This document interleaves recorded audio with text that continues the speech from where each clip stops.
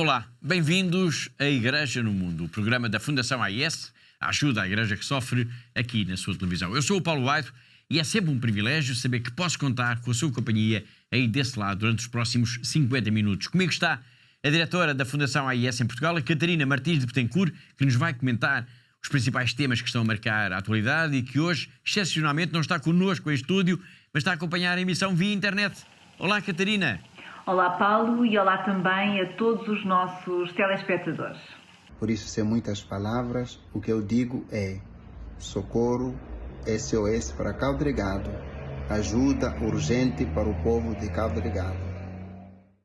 Este homem que pede socorro, que lança um SOS para Cabo Delgado, é padre, é uma das pessoas que mais tem feito escutar a sua voz na denúncia do que se passa no norte de Moçambique. Chama-se Virivi Fonseca e este apelo é um sinal da situação extremamente difícil em que se encontram as populações por causa dos ataques terroristas, por causa da violência brutal que voltou a sobressaltar esta região desde dezembro do ano passado. A situação é de tal forma grave que a Fundação AIS acaba de lançar aqui em Portugal uma campanha que é, acima de tudo, um grito por ajuda à igreja local que procura socorrer milhares de pessoas em sofrimento, milhares de pessoas que perderam tudo o que tinham e que precisam de ajuda para as coisas mais básicas, a começar pela comida do dia-a-dia. Este vai ser, claro, um dos temas para debater no programa de hoje, que está a começar agora.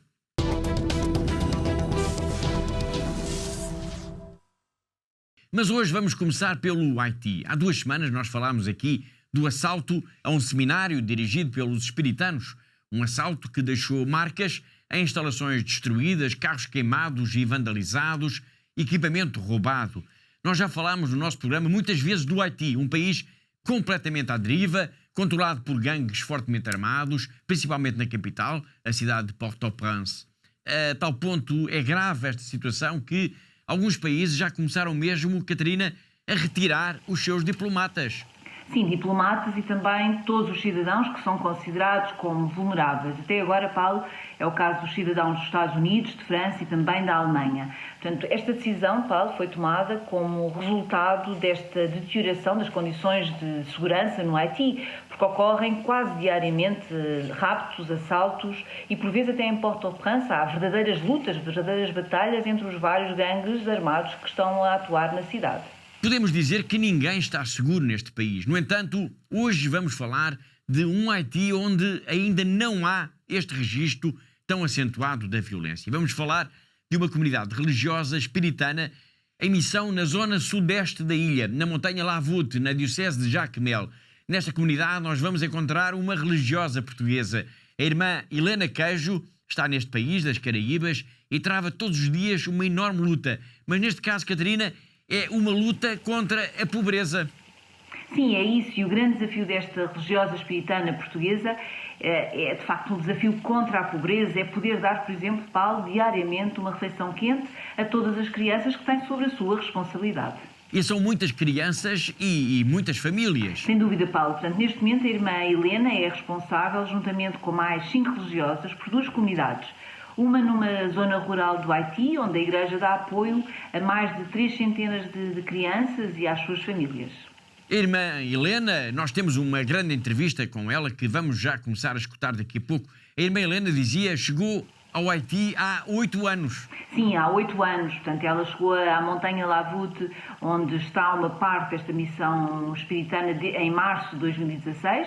E desde então ela e outras 5 irmãs, todas elas de nacionalidades diferentes, são responsáveis então por uma missão que é muito especial da Igreja junto às populações desta região, que é uma região que é marcadamente rural e também muito pobre, Paulo. Uma parte da missão espiritana está na montanha Lavute e a outra comunidade está onde? Bom, a outra comunidade está na periferia da cidade de Jacmel, que está situada a cerca de 18 km de distância, mas apesar de parecer uma distância curta, Paulo, na realidade é uma distância bastante grande, porque é muito difícil chegar até esta região e apenas se chega através de uma única estrada, que é uma estrada de terra batida e com rochas. Um sinal também da pobreza na região. Obrigado, Catarina. A entrevista com a irmã Helena vai então acompanhar-nos por aqui ao longo das próximas semanas para se ficar a conhecer em detalhe tudo o que esta religiosa está a fazer neste país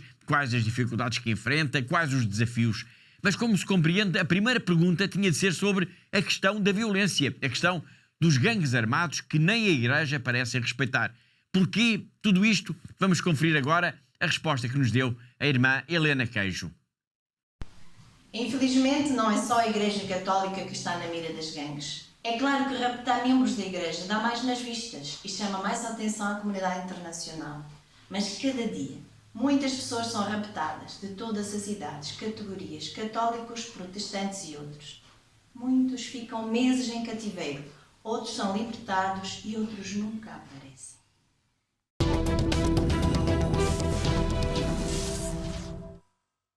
Foi a irmã Helena Queijo, espiritana, no Haiti, um país assolado pela violência de gangues armados que controlam bairros inteiros na capital, a cidade de Port-au-Prince, e que ameaçam populações num país que tem milhares de deslocados e que vive na maior pobreza. E no meio de tudo isto, e apesar de todos os riscos, há padres e há religiosas, como a irmã Helena, que estamos a escutar e que mostram uma coragem notável, porque estão lá, apesar de todos esses riscos. O que é que seria do Haiti, hoje em dia, sem a Igreja? Vamos escutar a resposta da irmã Helena. Estou no Haiti há 8 anos. Justamente cheguei à Montanha Lavute no 15 de março de 2016. Aqui onde estamos, na nossa missão concreta, trabalhamos em conjunto com todas as igrejas existentes neste meio rural onde nos encontramos. Todos fazem um belo trabalho com as crianças e com o povo. Contudo, a Igreja Católica ainda é uma referência no Haiti. Muitos reconhecem que as escolas, os centros de saúde, os hospitais, orientados pela Igreja e por congregações religiosas, têm melhor qualidade. Infelizmente, a Igreja Católica no Haiti não tem meios suficientes para dar respostas a tantas necessidades. Ela mesma vive e depende das ajudas externas para fazer face a tantos desafios. Muitas igrejas continuam por reconstruir após o terremoto. A formação dos seminaristas e mesmo a subsistência de muitos padres e religiosas que vivem isolados em regiões rurais mais abandonadas.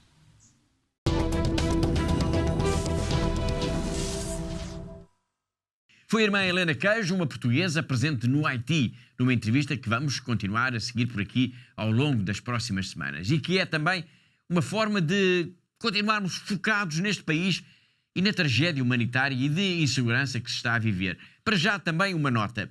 Apesar da insegurança e até por causa de tudo o que se está a viver, importa sublinhar que a Fundação AIS está a apoiar, continua a apoiar, Catarina, a Igreja do Haiti. Sim, Paulo, a Fundação está empenhada, portanto, continua empenhada, de facto, em ajudar a Igreja do Haiti, que realiza, como temos falado aqui nos nossos últimos programas, tantas vezes, de facto, a Igreja realiza um trabalho que é absolutamente necessário, é absolutamente fundamental no apoio a esta população, que está a viver tempos caóticos, como nós temos falado aqui tantas vezes no nosso programa, tempos de incerteza e também de uma pobreza extrema. Portanto, como é fácil nós imaginarmos, Paulo, nós não podemos pormenorizar esta ajuda que fazemos chegar, até para não colocar em risco a própria vida destes sacerdotes e destas irmãs que são apoiados mais diretamente pela Fundação AIS, portanto, como eu dizia, de forma a não colocar a sua vida em risco. Claro, de facto, o Haiti é um país que colapsa, que se desmorona a cada dia que passa, que vai caindo nas malhas da corrupção, da violência, dos gangues, dos grupos armados.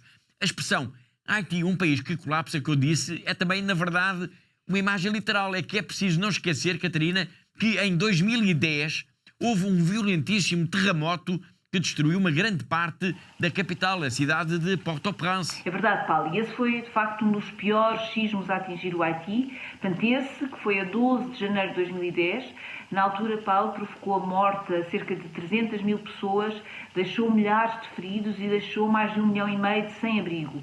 Mais recentemente, portanto, já em 2021, houve um outro terremoto que causou, na altura, mais de 2.100 mortos e deixou também centenas de famílias sem uma casa, sem um teto. Nós podemos dizer, Paulo, que a situação em que se encontra atualmente o Haiti é uma metáfora também dessa tragédia provocada pela própria natureza, claro. Sim, como se a natureza estivesse a antecipar a derrocada do país. O terremoto de 2010 fez colapsar milhares de edifícios. Um deles funcionava a Rádio Soleil, a rádio da Igreja. Na altura, com o país em estado de sítio, como se imagina, com milhares de desaparecidos, com equipas de socorro à procura desesperadamente de sobreviventes entre os escombros, as emissões da rádio tornaram-se mais essenciais do que nunca. Só que o próprio edifício onde estava a rádio também havia colapsado, mas a Rádio Soleil nunca deixou de emitir. Como é que isso aconteceu, Catarina? Sim, foi necessária muita improvisação, Paulo. Portanto, na verdade, a equipa da rádio ficou de repente sem estúdios, sem equipamento, sem nada, mas tudo se resolveu na altura com a ajuda de várias entidades. Uma delas foi a Fundação AIS, que se mobilizou então de imediato a nível internacional de forma a ajudar esta igreja do Haiti. Portanto, a Rádio Soleil nunca deixou de emitir e para manter o sinal da rádio no ar improvisaram-se então na altura uns estúdios numa velha carrinha, Paulo. E quando estou a falar de uma velha carrinha, era efetivamente uma carrinha bastante velha que estava ao abandono, que estava sem motor, que tinha os pneus em baixo, mas pronto, foi ali o que contava naquele momento, de facto, é termos um espaço, era encontrar um espaço onde pudesse colocar os computadores, os microfones, no fundo onde se pudesse improvisar o estúdio. E esta velha carrinha serviu exatamente para isso tudo e tudo se resolveu. Bom, e tudo se resolveu mesmo. E a rádio cumpriu com a sua missão nesses dias de sobressalto do terremoto de janeiro de 2010. Uma história que nos vai ser recordada agora, entre outros, pelo padre Jean Desinor.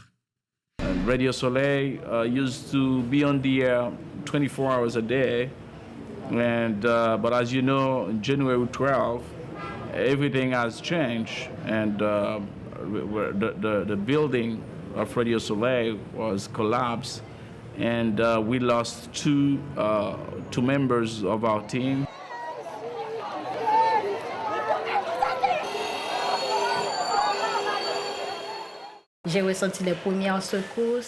I felt the first tremor. I did not have time to get out.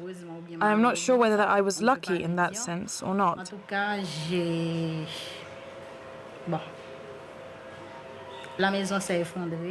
In any case, the house collapsed and then I went out.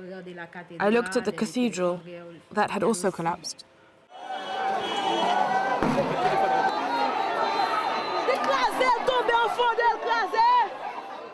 Like 30 feet from the building was the rectory where the Archbishop Serge Mio used to live and the Vicar General.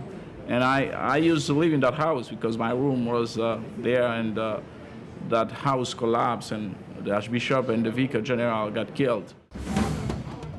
During those terrible moments in Haiti, the need to get Radio Soleil up and running again was of the essence. Yet, with the building and much of the equipment crushed, the question of how to get back on air remained unanswered. Radio Veritas from the Philippines were the first to offer help.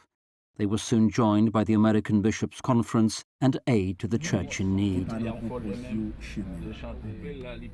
We need the material, for sure, but even with little, small material, I mean, you can carry the message, and that's what we're experiencing now, with small material.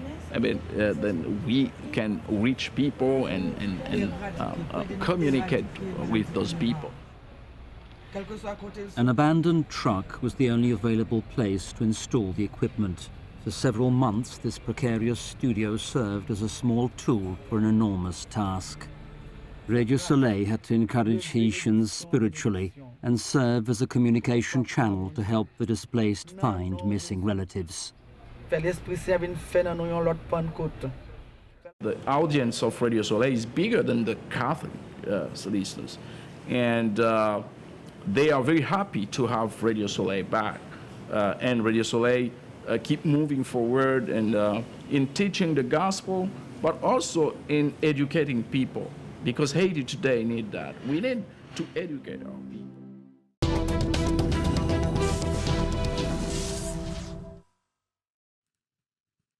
Agora vamos falar de Moçambique. A Fundação AIS lançou, uma vez mais, um grande desafio aos portugueses para Cabo Delgado. Trata-se de mais uma campanha em que se procura dar resposta aos inúmeros apelos que que nos chegam principalmente da Diocese de Pemba, por causa dos ataques terroristas que ganharam, Catarina, uma nova intensidade desde dezembro do ano passado. Sim, Paulo, e esta é uma campanha em que se apela de facto à solidariedade de todas as pessoas de boa vontade para com a Diocese de Pemba, para com as populações de Cabo Delgado, que são vítimas desde o final de dezembro do ano passado, como diz, que são novamente vítimas de uma nova e brutal onda de violência terrorista. Nós já falámos disso aqui por diversas vezes, mas é importante renovar esta informação. A região de Cabo Delgado, situada no norte de Moçambique, tem sido palco de violentíssimos ataques por parte de grupos armados que reclamam pertencer ao Daesh, a organização jihadista Estado Islâmico. Sim, e uma vez mais, Paulo, e agora desde dezembro do ano passado, portanto, dezenas de aldeias foram então atacadas, centenas de pessoas foram raptadas, algumas foram mortas e várias capelas, aliás, muitas capelas foram também destruídas. Para mobilizar os portugueses para mais esta campanha solidária para com Moçambique, para com Cabo Delgado, a Fundação AIS editou mesmo um boletim, uma pequena revista, em que se dá destaque, Catarina, para a mensagem enviada para Lisboa, para a Fundação AIS, pelo Bispo de Pemba. Sim, precisamente. Portanto, foi uma mensagem muito importante que o Bispo enviou então para dar a conhecer o que se passava na sua diocese, para dar a conhecer ao mundo a tragédia que se estava a acontecer em Cabo Delgado. E Dom António Juliás escolheu então a Fundação AIS para transmitir, para divulgar este seu apelo, para falar do que estava a acontecer nesta região. Por isso entendemos, Paulo, que faz todo o sentido dar destaque a estas palavras e elas dizem tudo, de facto, estas palavras dizem tudo sobre a violência terrorista, sobre a forma como as populações estão desprotegidas, sobre a forma como é necessária, é tão urgente a ajuda que é necessário canalizar para todas estas pessoas, para esta igreja de Pemba, para que os padres e as irmãs possam então continuar a socorrer diariamente todas estas pessoas que fogem dos jihadistas, que fogem deste terror dos grupos armados. A violência terrorista em Cabo Delgado começou em outubro de 2017 e já provocou desde então mais de 5.000 mortos e cerca de 1 milhão de deslocados. Esta nova onda de ataques de que estamos a falar e que motivou esta nova campanha também da Fundação AIS é responsável, não importa lembrá-lo, por mais umas dezenas de milhares de novos deslocados. Sim, são dezenas de milhares de novos deslocados, Paulo.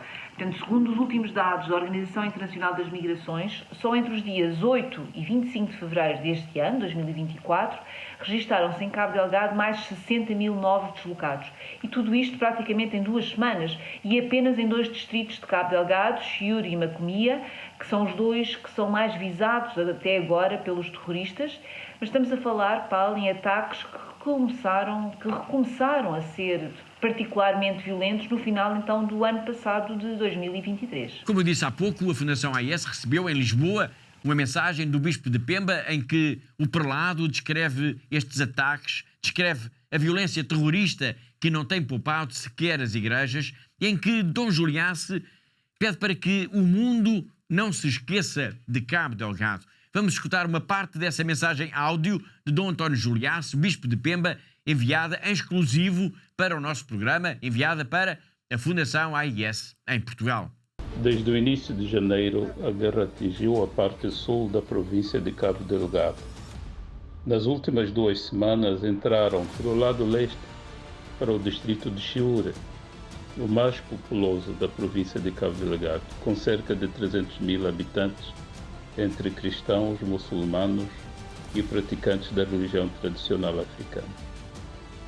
A violência perpetrada neste distrito nas 2 últimas semanas foi de tal forma que cerca de uma dezena de aldeias, algumas muito populosas, foram visadas, com destruição de habitações e instituições. Nessas aldeias, todas as capelas cristãs foram destruídas. O ponto mais alto até agora foi o ataque feito a Mazeze, um dos postos administrativos do distrito de Chiure, com a destruição de tantas infraestruturas públicas e sociais do governo. Também ficou destruída aí a nossa missão, que dava muito apoio social ao povo da região.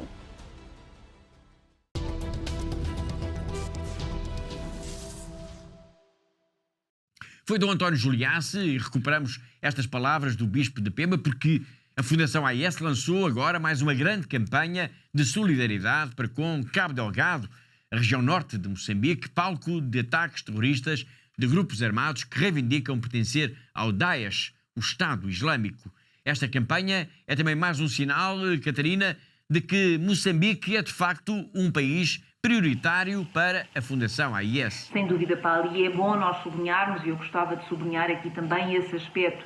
Portanto, tudo o que nós pudermos fazer será sempre pouco, não é? Para todas estas populações que tanto têm sofrido nestes últimos tempos, perante esta igreja de homens e de mulheres de coragem que, apesar do risco, apesar de correrem o risco de vida, continuam presentes nestes lugares mais difíceis, portanto, continuam a ser a mão amiga de milhares de pessoas que estão em sofrimento, que perderam o pouco que tinham e que neste momento precisam de ajuda para tudo, inclusive para a sua alimentação diária. Obrigado, Catarina. Obviamente que vamos continuar a falar de Cabo Delgado e desta campanha nas próximas semanas. Mal se soube, aliás, que a Fundação AES ia avançar com mais uma iniciativa solidária para com Moçambique. O padre Quirivi Fonseca fez-nos logo chegar um apelo que é também um agradecimento pela ajuda que tem sido canalizada para a Diocese de Pemba. Foi este sacerdote que escutámos logo no arranque do programa.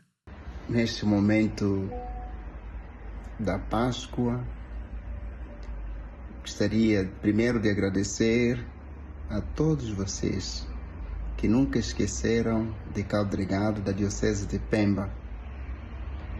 A Diocese de Pemba vem sofrendo desde 2017 os ataques terroristas, provocando a crise humanitária.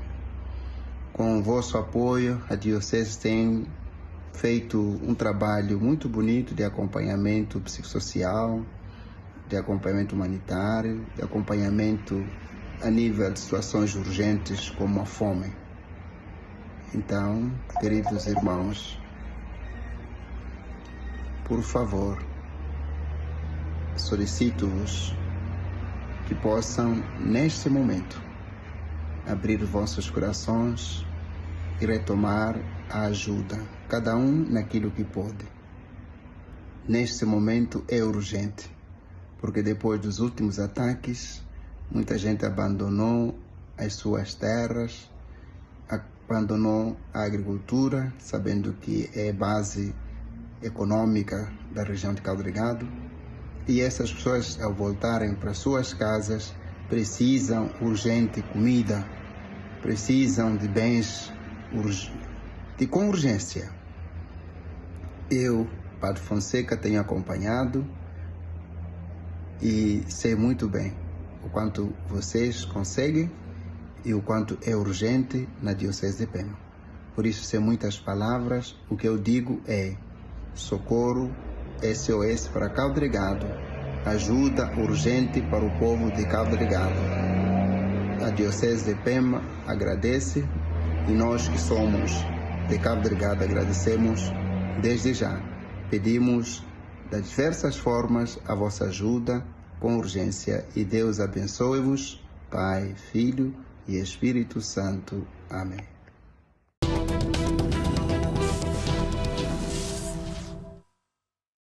Foi o Padre Fonseca num apelo veemente à solidariedade para com Cabo Delgado, um apelo que ajuda a perceber a importância de mais esta campanha da Fundação AES que está em marcha.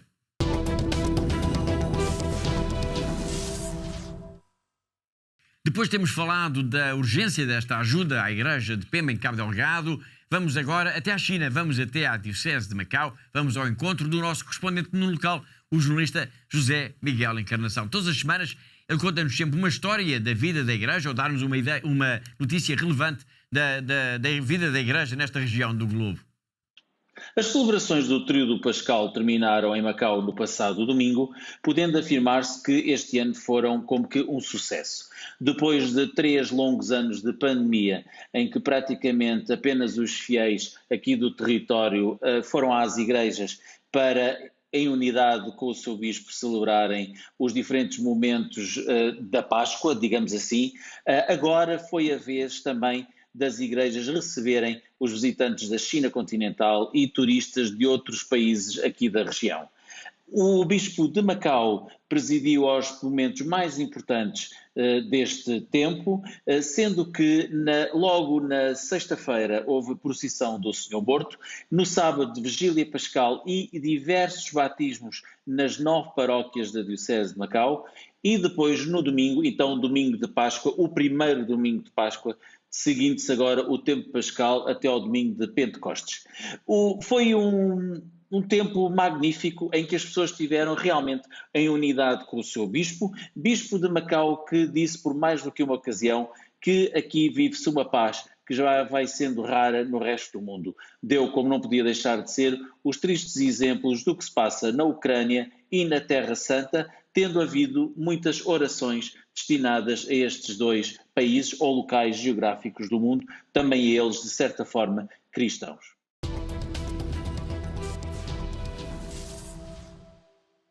Foi José Miguel Encarnação, o nosso correspondente em Macau, na China, e assim chegamos ao fim da primeira parte do nosso programa. Na segunda parte vamos falar de exposições sobre a liberdade religiosa. Uma dessas exposições teve patente ao público na Assembleia da República e a outra foi inaugurada agora em Santarém, no Museu Diocesano. 2 exposições, 2 olhares também para a questão da religião, numa altura em que se celebram os 50 anos do 25 de Abril. Para nos falar da exposição de Lisboa, vamos escutar o jornalista António Marujo, que comissariou esta mostra sobre os caminhos da liberdade religiosa em Portugal. Mas tudo isso será apenas depois de um breve intervalo. Até já!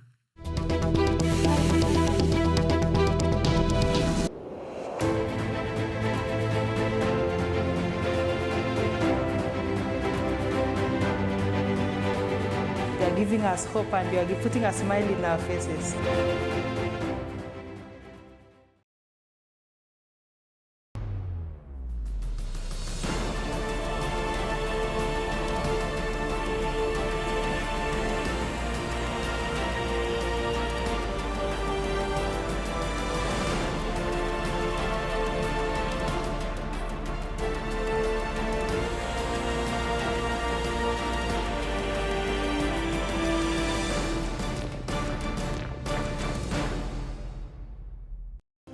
Thank you to all our benefactors. Continúen con esta linda misión de ayudando a la Iglesia en lugares tan sufrientes. Щиро дякую всім вам, що ви є на хресній дорозі, допомагаєте нам нести наш хрест. We are trying to be Jesus. Through your help and support, we are able to bring the gospel to the people. Thank you so much. May God bless you. You are giving us hope and you are putting a smile in our faces. Thank you so much.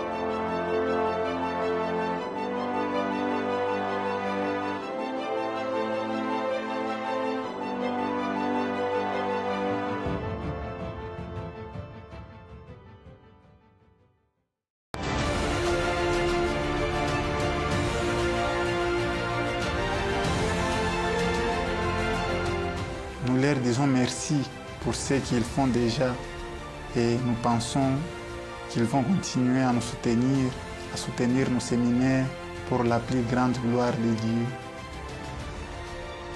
La vocation est un mystère, la vocation vient de Dieu, c'est un projet de Dieu.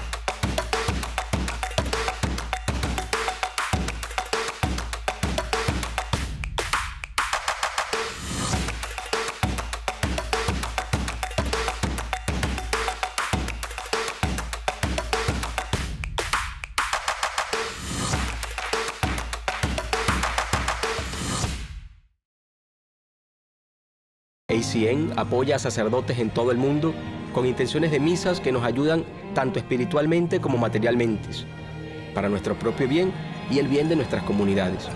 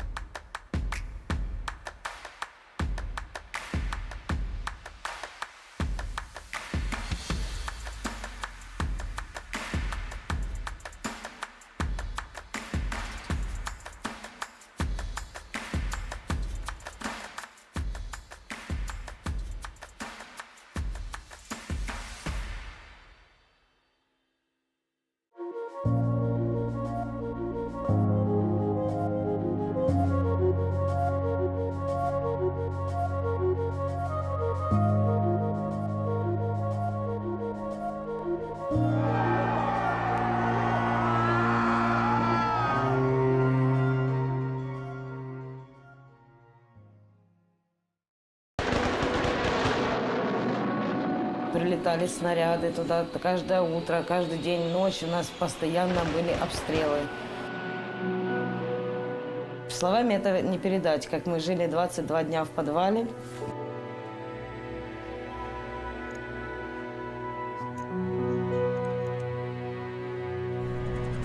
Спали на полу, ели то, что приходилось найти нам в магазине. Нам был этот шаг перешагнуть, просто выйти с этого бомбоубежища. Я не знаю, насколько, но мне надо было спасать своих детей, свою семью. Я взяла иконы, взяла детей, мы всех собрали и начали в ту машину залазить. Нам 9 человек было.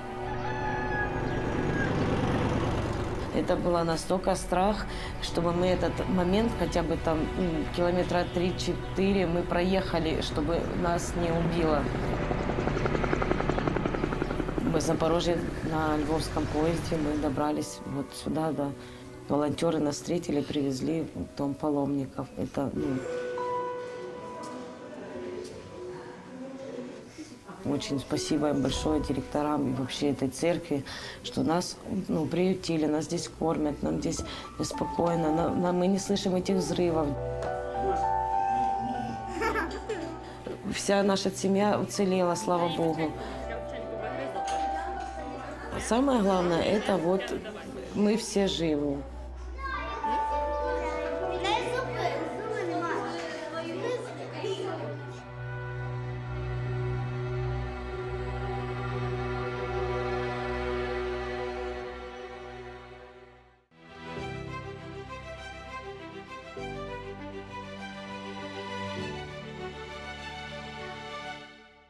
We have very beautiful house because you support us. So thank you very much. Thank you.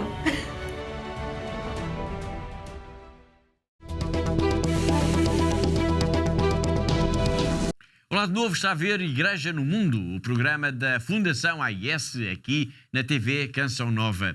Eu sou o Paulo Aido, o jornalista, e comigo está, embora à distância, a Catarina Martins Betancourt, a diretora da Fundação AIS em Portugal.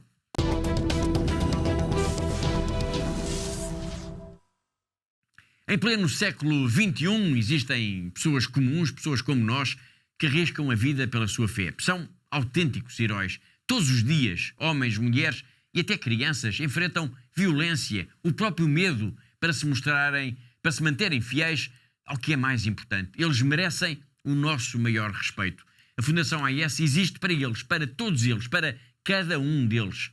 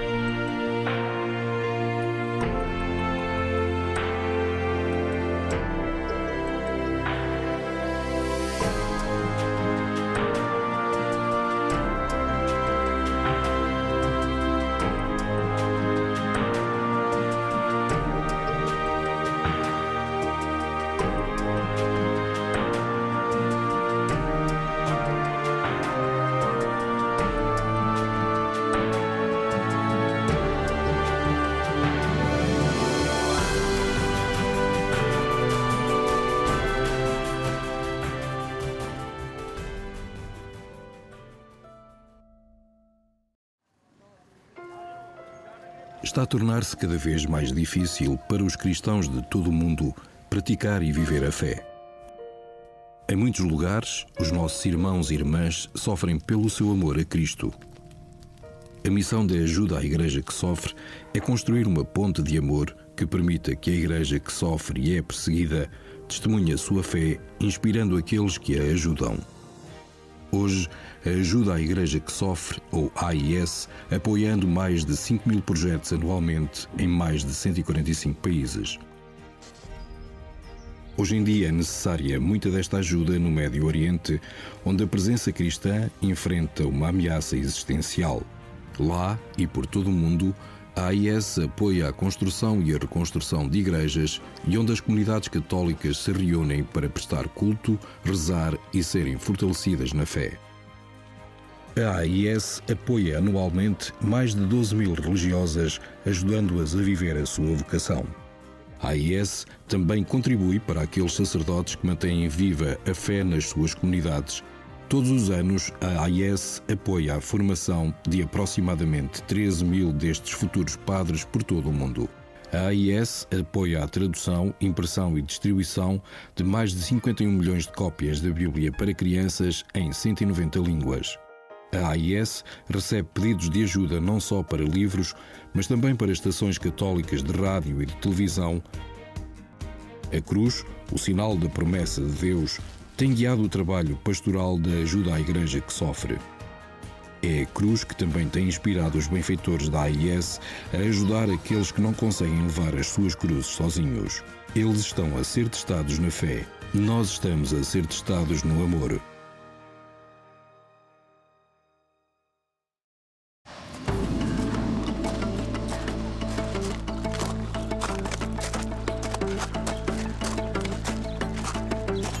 ب 7 نيسان 2014 انقتل أبونا فرانس على إيد الجهاديين قبل ما يطلعوا من حمص بكم يوم. كان هو الراعي الحقيقي اللي ما تخلى عن رعيته.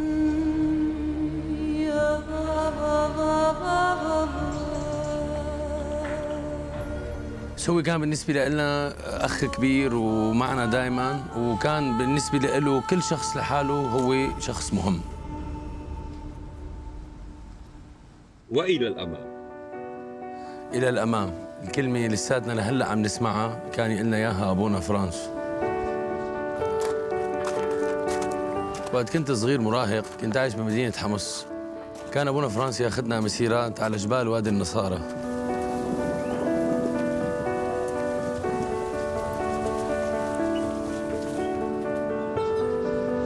علمني أبونا فرانس افرح بإيماني، وكان دائما يحمسنا لنكمل طريقنا لنعمل حياة أفضل لإلنا وللي حوالينا.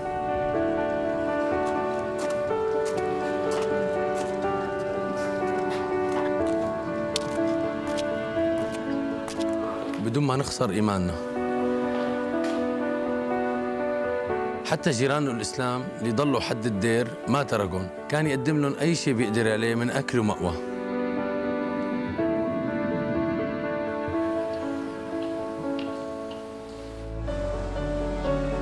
لما بلشت الأزمة بال2011 اجتني فرصة لسافر برات سوريا،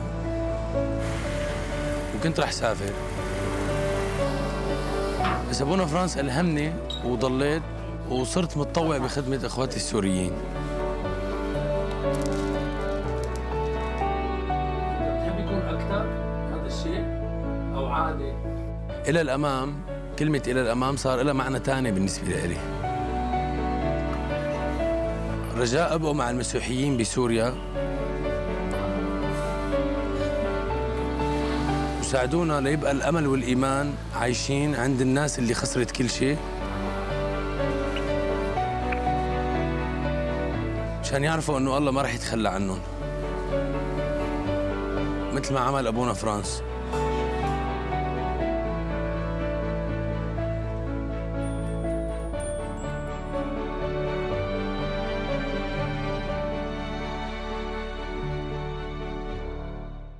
A Assembleia da República acolheu desde dezembro do ano passado e até o dia 15 de abril uma exposição sobre os caminhos da liberdade religiosa em Portugal, Comissariada pelo jornalista António Marujo, esta exposição pretendeu mostrar os marcos essenciais do pensamento público sobre as questões da liberdade religiosa na época contemporânea, isto até à aprovação da lei de 2021 e depois, claro, da sua concretização. Agora que estamos a assinalar os 50 anos do 25 de Abril, impõe-se um olhar atento para esta temática que tantas vezes tem sido colocada num plano secundário, sempre que se fala das questões da liberdade em Portugal.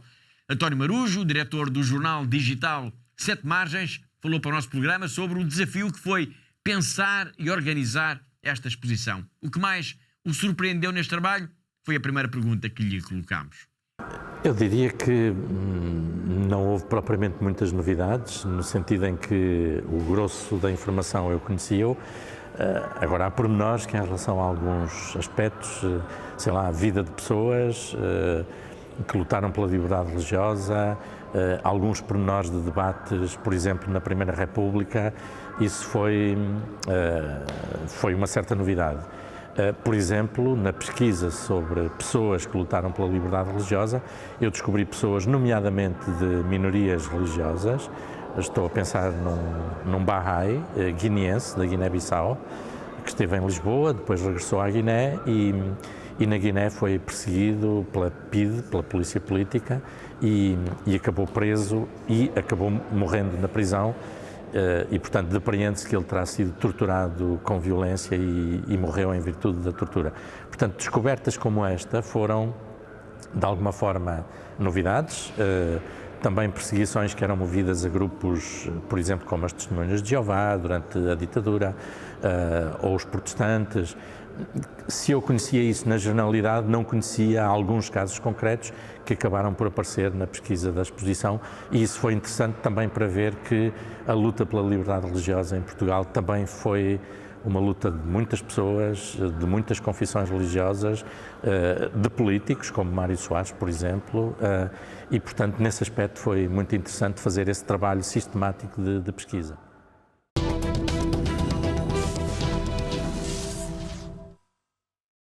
António Marujo, que estamos a escutar, foi um dos jornalistas que mais acompanhou a questão da produção em Portugal da Lei sobre a Liberdade Religiosa, uma lei publicada em 2001 e que, diz-nos ele, foi seguramente das mais debatidas da democracia em Portugal. Foram 4 anos de discussão que a transformou, claro, numa das mais avançadas leis do mundo nesta área. Quando se começa a falar da questão da eventual feitura de uma nova lei de liberdade religiosa, obviamente eu acompanhei o processo. Mas já antes disso, através de entrevistas, lembro-me, por exemplo, uma pessoa que está retratada aqui, que era então Procurador-Geral Adjunto da Procuradoria da República, o José Dias Bravo, que era um homem, foi presidente da Aliança Evangélica durante vários anos, e algumas vezes, por exemplo, numa entrevista que eu lhe fiz, ele falava da necessidade de haver uma nova lei da liberdade religiosa, de haver processos de não discriminação das minorias, que ainda vinham, de facto, do Estado Novo, e, portanto, fui acompanhando esse processo, primeiro, de reivindicação da parte, sobretudo, das minorias, de uma nova lei, de novas regras para a liberdade religiosa, e depois do próprio processo de redação, de debate público sobre a lei. Eu devo recordar que esta lei foi talvez uma das mais debatidas da democracia portuguesa. Foi de certeza uma das mais debatidas, se não mesmo a mais debatida da democracia, porque o processo durou 2, 3, 4 anos, se incluirmos depois a revisão da concordata entre a Igreja Católica, entre a Santa Sé e o Estado português. De alguma forma continuou o debate que tinha sido começado pelo debate sobre a lei, e, portanto, nós andámos uns 4 anos a debater a questão da liberdade religiosa e, portanto, nesse sentido, é uma lei muito consensual, parece-me a mim, e talvez por isso também uma lei muito conseguida, que, na minha perspectiva, e não só, é uma das leis mais abertas, mais avançadas do mundo nesta área.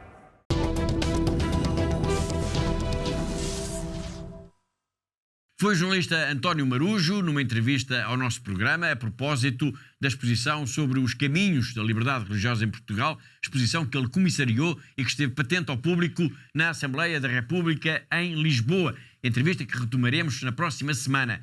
Por falar em liberdade e liberdade religiosa, foi inaugurada no sábado, dia 20, no Museu Diocesano de Santarém, uma outra exposição sobre este tema. Uma exposição que, Catarina, tem o apoio da Fundação AIS. É isso mesmo, Paulo. Portanto, a exposição Liberdade Garantida, que foi então pensada, foi executada pelo artista plástico Miguel Cardoso, tem de facto o apoio da Fundação AIS, até por causa da sua temática, portanto, esta questão da liberdade religiosa no mundo, que é aqui apresentada sobre o olhar, sobre a perspectiva de quem sofre, de quem é perseguido, dos que fogem da violência, dos deslocados, dos refugiados. Portanto, é uma exposição que eu recomendo vivamente a todos os nossos telespectadores e que nos ajuda, de facto, a perceber melhor também o drama de milhões de cristãos em todo o mundo que sofrem, que são perseguidos precisamente por causa da falta de liberdade nos seus países. Obrigado, Catarina. Esta exposição, Liberdade Garantida, está patente ao público até ao fim deste ano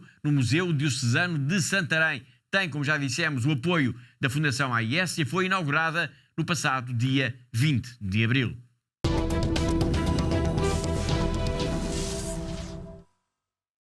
Mesmo na reta final do nosso programa, do nosso tempo, importa lembrar que há uma forma muito fácil e completamente gratuita de se ajudar a Igreja que sofre ou que passa por necessidades materiais em todos os países de que falámos hoje aqui, Moçambique, China, Haiti, enfim, todos os lugares onde há violência, onde há guerra, onde há perseguição, terrorismo e fome. E essa forma gratuita e fácil é, Catarina, através da consignação de 0,5% do nosso IRS. É isso mesmo, Paulo. De facto, esta é a forma mais fácil e sem custos, porque de facto é gratuita, para cada um de nós poder ajudar então esta causa, a causa dos cristãos perseguidos no mundo. Pronto, para isso, basta então nós fazermos uma cruz na nossa declaração de IRS, consignando 0,5% do nosso IRS para a Fundação AIS. Ao fazermos cada um de nós esta pequena cruz na nossa declaração de IRS, estaremos a ajudar todos os cristãos perseguidos no mundo e podemos ajudar ainda mais cristãos perseguidos no mundo agora com a sua ajuda, com a ajuda de cada um de nós, através da nossa consignação de 0,5% do nosso IRS. Obrigado, Catarina. Como preencher então a declaração, como fazer essa consignação do IRS, é o que vamos ficar a saber já de seguida. A sua atenção, por favor. A consignação de 0,5% do IRS não tem qualquer custo para si. É um gesto simples e rápido, através do qual pode ajudar sem ter que gastar. O donativo é retirado do imposto total que o Estado liquida, não afetando o que tenha que receber das finanças. Assim, ao doar 0,5% do seu IRS, sem custos acrescidos para si, estará a ajudar a Fundação AIS no seu trabalho junto às comunidades cristãs mais necessitadas. Para isso, basta que no modelo 3, quadro 11, campo 1101, selecione a opção Instituições Religiosas e insira o NIF da Fundação AIS, 505 152 304. Muito obrigado.